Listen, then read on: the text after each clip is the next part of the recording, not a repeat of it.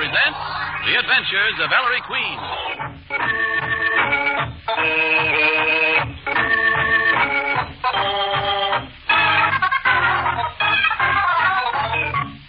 Tonight, the makers of Bromo Seltzer bring you another thrilling adventure with Ellery Queen, the celebrated gentleman detective, in person. Ellery Queen again gives you a chance to match wits with him as he relates another story of a crime he alone unraveled. Then, at the point where he was able to solve the mystery, he stops the play, gives you a chance to guess the criminal's name. In the studio tonight, we have as our guests Mr. George R. Crowley, Superintendent of the New York, New Haven, and Hartford Railroad Police Force, and Mr. F. Beverly Kelly, Director of Radio Publicity for the Ringling Brothers and Barnum and Bailey combined shows. Mr. Crowley and Mr. Kelly have accepted Ellery Queen's challenge to solve the mystery before the solution is revealed. And now, Ellery Queen, Master Detective and your host for the next half hour. Good evening. In tonight's story, we run across one of the boldest and most dastardly murders in our memory. A murder on a speeding train. And among our suspects are included a giant, a midget, and a fortune teller. I call it The Adventure of the Circus Train.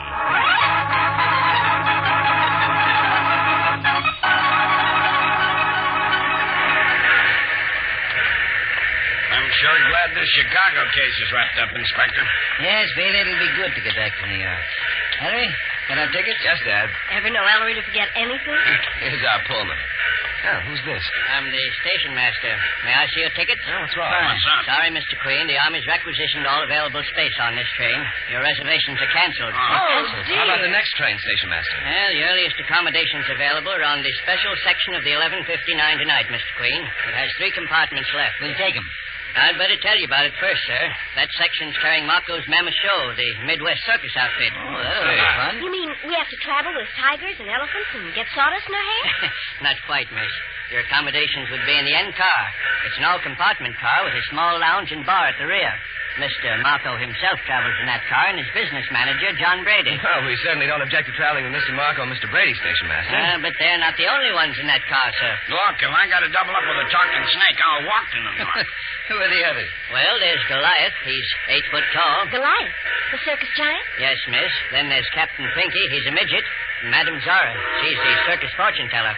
They're nice folks. Been with Marco's circus a long time, but I thought I'd tell you.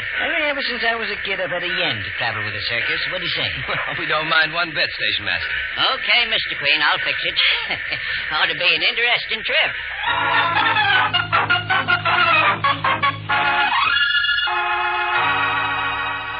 Why, this is solid cover. My, this lounge back here is awfully cozy, Ellery. Yes, we should be pulling out soon, Nicky. Miss Marco, I hope we're not putting you out in any way. Oh, can't expect normal conditions in wartime, Inspector. Edward? Yes, sir. Edward, set him up. Yes, sir. We're having a little celebration, folks. Well, in that case, maybe we ought to get out of the lounge and go to our compartments, Mr. Marco. Yes, we don't want to spoil any plans you have. No, I won't hear of it. Be mighty proud if you'd all join me, in fact. Well, if you insist. Oh, John. Yes? You say, did you tell him all about it? Oh, I left the telling to you, Mark. Folks, meet John Brady, my business manager. Howdy, folks. And this is Long Joe Stebbins, professionally known as Mr. Goliath. Hello. Madam Zara, the smartest crystal gazer under the big tops. How do you do? And Captain Pinky, 44 years old, and you can put him in your vest pocket. Any friend of Mark Marco's is a friend of mine. Edward, pass the flowing bowl, pass it around. Thank you, Edward. Well, you 3 must be wondering what this is all about. We are. As you know, I've been in show business over 50 years. Well, Mark Marco's getting too old to run a circus. I know, but I am. Needs younger blood. So I've just sold Marco's Mammoth Show to John Brady here. Yes, Brady. John, here's the bill of sale. Whole work signed, sealed, and delivered. Well, thanks, Mark. And here's my advance payment in cash. $30,000. Boy, thunder, Goliath, will you look at that? 3 $10,000 bills. I ain't never seen so much money, Captain Pinky. Money means trouble. I smell trouble. I smell an Indiana farm and rest for my old bones, Zara. Well, folks, drink up. You drink good health, up. Mr. Marco? Oh, thank you. 1 minute to midnight. We're leaving on the dock. How about a song for Mr. Marco? Oh, he's a jolly good fellow. Oh, he's a jolly good fellow. Oh, he's a jolly good fellow.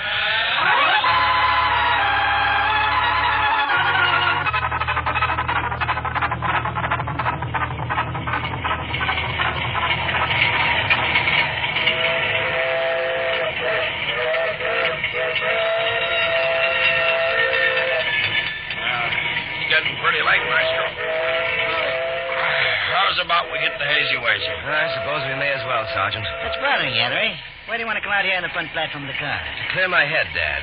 There was an atmosphere in the lounge I didn't like. You mean them expressions of gimme on the faces of the giant, the midget, and Madame Czar? Oh, that's only natural, son. These circus people don't see $10,000 bills every day. Not only circus people. Gentlemen, sir. What's the matter, Porter? I was just cleaning up my bar in the lounge, son. Yes? I get the bell signal from Mr. Marco's compartment. Spit the pebbles out of your mouth, Edward. I rang his bell. There's no answer. I tried the door. It was unlocked. I opened the door and I saw. Speak up, Edward. I saw. The man scared to death, Dad. Let's go see for ourselves. Come on. Here's Mr. Marco's compartment.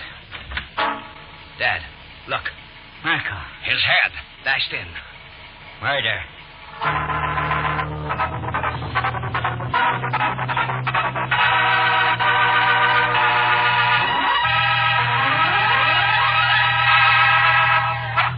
And there, ladies and gentlemen, you have the beginning of our story. We'll be back in just a moment to tell you more, but first, Ernest Chappell with a mystery of his own. And it bids fair to be as baffling as any mystery Ellery's been up against.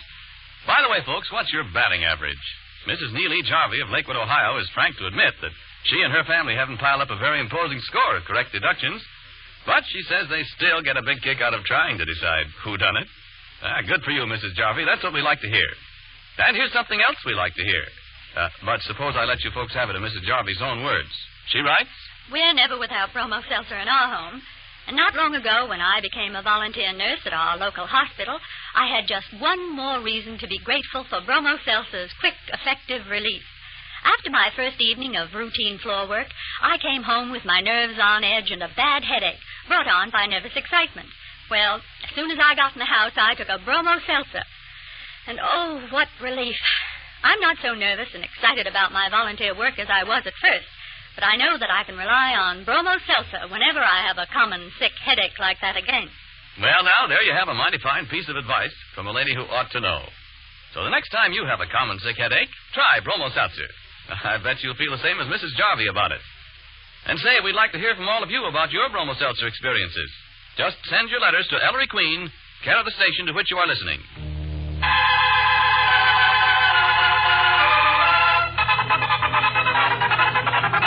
And now, back to our story. It's a short time after the discovery of old Mr. Marco's body. The car has been locked, front and rear. Nicky has been awakened. But, Inspector, how did it happen? That's what we've got to figure out, Nicky. Ellery, Veely, and I were standing on the front platform from the time the party in the lounge here broke up. And we know no one from the forward cars came into our car or left it. And the two conductors were sitting at the end of the lounge near the rear platform, Nicky, checking their tickets. And both conductors say no one got into the car through the back. So, Mr. Marco must have been murdered by someone in this car. That's the size of it, Nicky. But who? Which one? The two conductors alibi each other, and they both alibi the porter. So the killer must be one of the four circus people. That nice old man. Why? Don't you remember Brady handing Marco three $10,000 bills in front of our eyes, Nicky? And they're not in his wallet now or anywhere in Marco's compartment. He was bumped off for that $30,000, Miss P. Killer probably rapped on Marco's door. Marco let him in. Visitor assaulted the old man, stole the money, and left Marco for dead. But he didn't die right off. He managed to reach the porter's bell and ring it before dying. What was the weapon, Inspector? A man's shoe. What? Yes, a shoe. A shoe big enough to ship freight in, Miss Porter. A man's shoe. Size 22, Nicky. Size 22. But a shoe that size, it must be the giant. Goliath must have killed Mr. Marco. And used his own shoe, Miss Porter? And to top it off, left it in Marco's room for us to find? No killer would be so simple-minded, Nicky. The big boy's being framed. Only question is, by who? Well, Dad, we better start asking questions. Yes. Billy? Yeah? Call them out of their compartments one at a time. While we're tackling each one, you search his compartment for that dough. Okay, Inspector. Well, son, this case is a cinch. Marco was killed for the $30,000. So when we find the cash, we find the killer.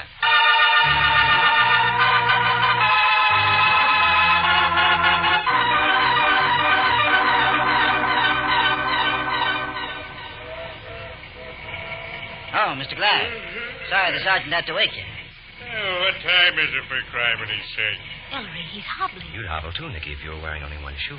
How come you got on only one shoe, Mr. Glad? Oh, darned if I know, Inspector. When I went to bed, I put my shoes in that little do-jigger on the floor of the compartment. I know. There's a little closet, you know, that the porter can open from outside and take out your shoes and shine them during the night. Huh? Mm-hmm. Well, sir, Just now, Mr. Bealey comes fetching me, and I look for my shoes, and that shoe thing, doggone if somebody ain't stole one of my shoes. What am I going to do? It's the only pair I got. We hit Pittsburgh in the morning, Mr. Goliath, so we'll send out for a pair of shoes for you then. Huh. Ain't a shoe store in Pittsburgh or anywhere else carries size 22. Oh, Inspector, what do you want me for?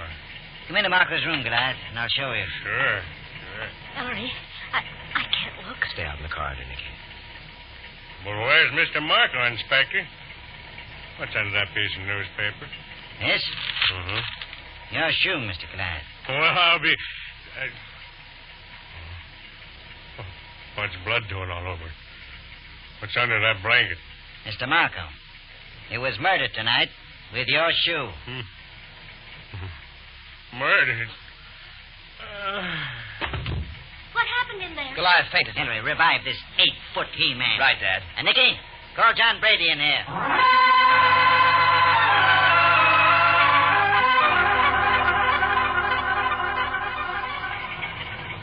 Here's Mr. Brady, Ellery.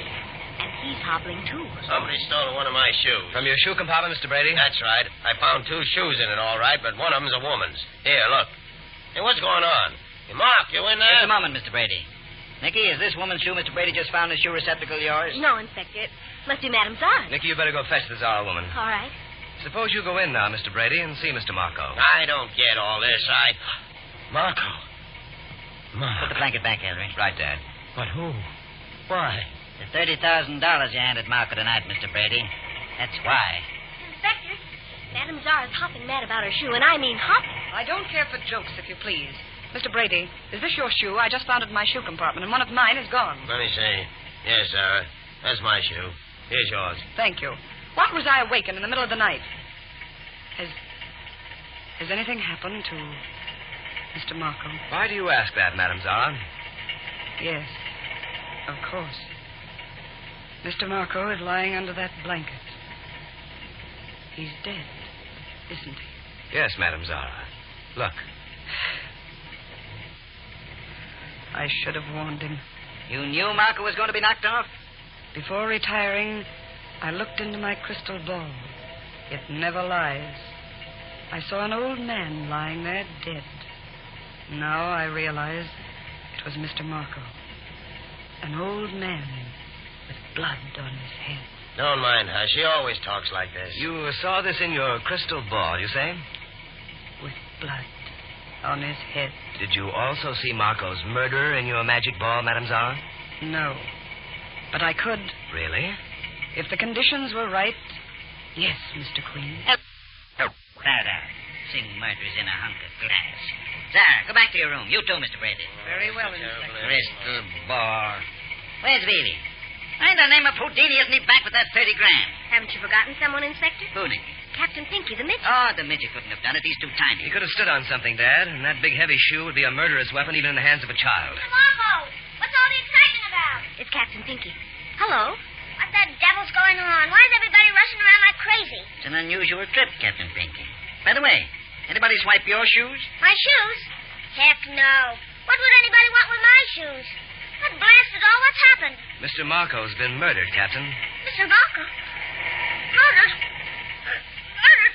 Oh, dear, he's crying. Midgets, giants, crystal balls. Inspector. Bealey, well, where'd you find the money? I didn't find it, Inspector. You did?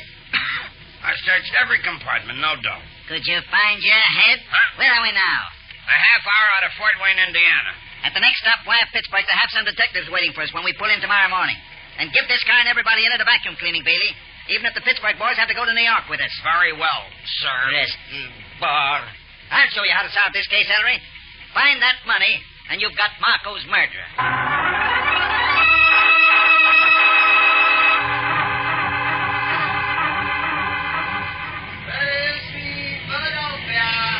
Philadelphia.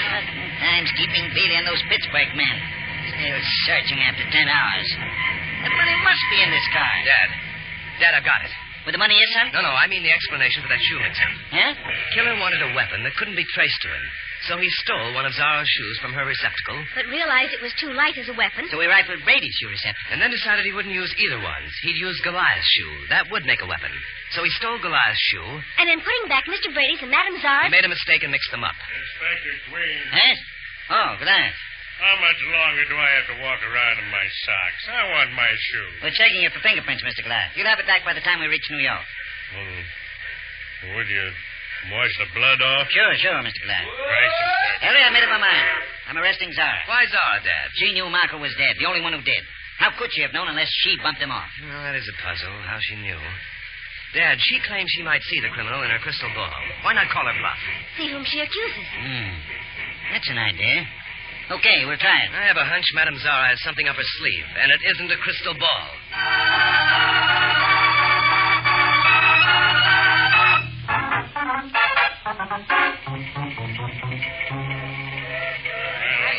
Madame Zara, why is it you people can't ever do anything in the light? We consult other worlds. Light is a disturbance. I must have darkness. Hocus pocus. Conductor. Yes? Switch the lights off here in the lounge. But tell Sergeant Bailey to have both ends of the car watched. Yes, sir. You will all join hands. This is silly, Ellery. She knows it's silly, too, Nicky. Zara's trying to tell us something, using the seance as a cloak. There go the lights. I must have quiet, or my crystal will tell me nothing. Come, appear. You who shed Marco's blood, appear in the crystal of truth. Ellery, it's getting a faint Here glow. in the Phosphorus, crystal of Nicky. truth. Quiet. The one who spills the blood of old men. He takes shape. His face. It comes out of a mist. In a moment now, I see him. I see him. Much obliged, Madame Zara. Who done it? The spiller of blood is... Madame Zara, why do you stop? Zara. What's the matter? Conductor, turn on those lights. Ellery, do you think she's... Here are the lights. Zara. She's sitting so still. Zara, come out of that now. She's in one of her trances. Oh, phew, I thought she was dead, Mr. Brady. Gosh, Captain Pinky, so did I. Wake up, Zara. Thank goodness. Whose face did you see in that thing? I must not tell you. Not yet. Oh, and why not yet? The time isn't right. Perhaps later. Madame Zara, you're a first-class fake. Fake. I'm not going to stay around here and be insulted. All of you, back to your compartments. I don't think this is... So that's that, Ellery. Well, Inspector. Oh, really? Well? Boy, am I pooped. Find the money, Sergeant? Those Pittsburgh guys and me, we've gone over this car 3 times. No dough. What? Really? Look, Inspector, we tore those blamed compartments practically apart.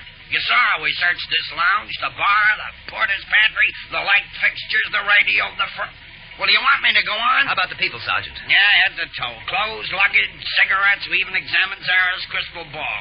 No, we searched the 2 conductors and the porter, too. No doubt. Really, you're a crook's idea of Santa Claus. Huh? Start all over again.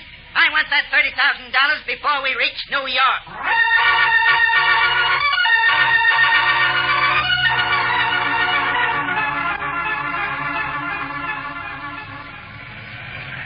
We're in. End of the line.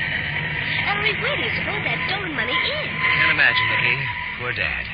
That must be the inspector's own squad waiting on the platform. Now, is everybody here? Yeah. Freddy, Goliath, Pinky. Where's Madam Hocus Pocus? That Zara woman. She isn't here, Inspector. But you must know we're in. The train stopped. What's she up to now? Really get her out here. Okay. Hey, Zara. Inspector. Nicky, don't look. Dead. Zara's been bumped off. Head smashed in with a crystal ball. Really, hold everybody. All right. Nobody leave. Who'd have thought? But why, Madame Zara? It's clear now. We wondered how Zara knew about Marco's being dead. Don't you see? Zara must have spied on the murderer in the corridor last night. She must have seen the killer go into Marco's room with Goliath's shoe. And why didn't she tell us? Because she had her own axe to grind, Nicky. The seance was a veiled threat to the killer.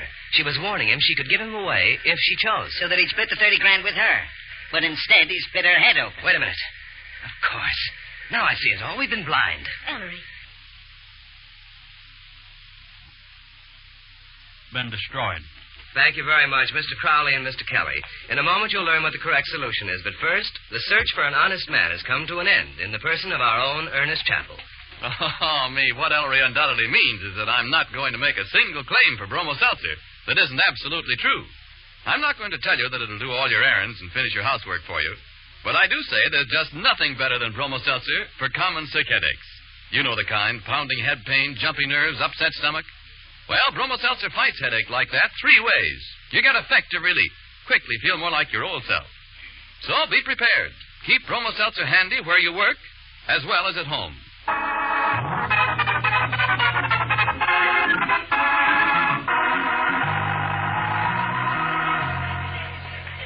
All right, inside. Come on. Boys, no one gets in till this is over. All right, sit down, you people. Okay, Inspector. Here's the way this case stacks up.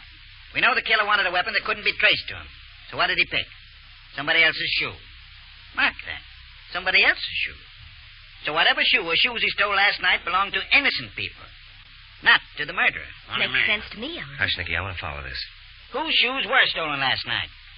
Madame Czar's. So she's innocent. Mr. Brady's. So he's innocent. And finally, Goliath's. So he's innocent. Who's left who could be the guilty man? Only Captain Pinky. Captain Pinky, where'd you hide that dough? But I didn't kill Mr. Marco. Dad, haven't you left out one possibility? What possibility, son? That the murderer wanted you to think just what you do think. That the crime was committed by the one person whose shoe was not involved. He deliberately involved all the shoes but Captain Pinky's. He was framing Pinky? I'm afraid so, Dad. The big point of this case is one you made yourself repeatedly. That to find the killer, we had to find the money he stole. But we didn't find the money, son. And why didn't we? Because it wasn't in the car. But it was in the car, Dad. It had to be. Hurry, the car was practically demolished. Everybody and everything in it was searched. That can't be, Dad, or the $30,000 would have been found. Obviously, then, one place was not searched. So that place is where the missing money must be. What place? Where didn't we search, Maestro? Did you search the weapon, Sergeant? No, Winch. The weapon that killed Marco? Who'd ever think of searching the weapon? Exactly. That's what the killer figured, too. That we wouldn't dream the hiding place of the money was the very shoe which bashed poor Marco's head in. But, Ellery, what good did that do him? How could he expect to get hold of the money again? That shoe was a murder weapon held by the police. Therefore, Nicky, the murderer could be only one person, the owner of the shoe to whom it would eventually be returned. Eventually? Goliath asked for his shoe even before we reached Penn Station. And I just gave it to him. Goliath, take that murder shoe off. Oh, you're wrong. I didn't do it. Oh, no. Come on, Dad. I didn't do it. I didn't do it. I didn't do it. Get this tugboat off of me. I didn't do it. Really? Tear out that shoe lining. Yes, sir. And here they are. The 3 $10,000 bills. Clever crime, Goliath, because who'd be foolish enough to use his own shoe as a murder weapon and then leave it behind to be found? You knew we'd believe you innocent. You knew we'd therefore return the shoe with its hidden money to you. But there's one thing Goliath didn't know. He didn't know he was traveling with Ellery, the giant killer.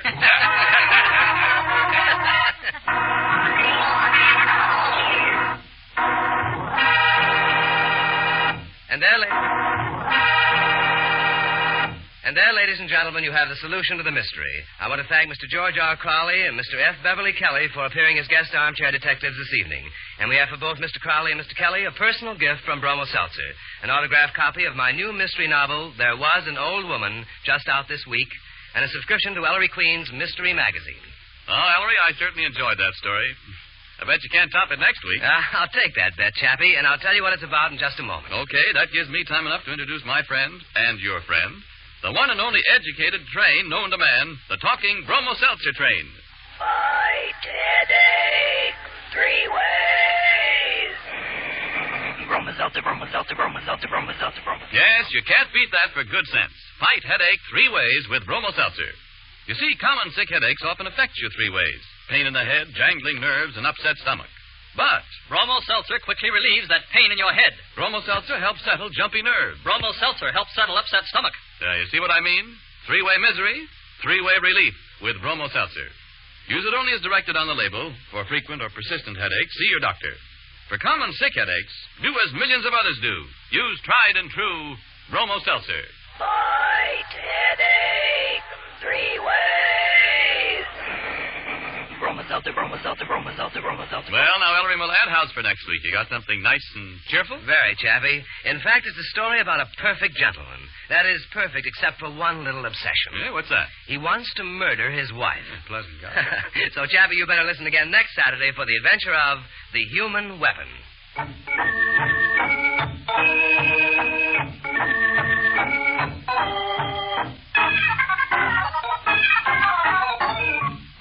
And don't forget the other great Bromo Seltzer show, friends, Vox Pop, the show that travels America. Next Monday, Vox Pop travels to Cheyenne, Wyoming, where Parks Johnson and Warren Hull will interview a Flying Fortress crew just back from bombing Germany. Consult your local paper for the time and station.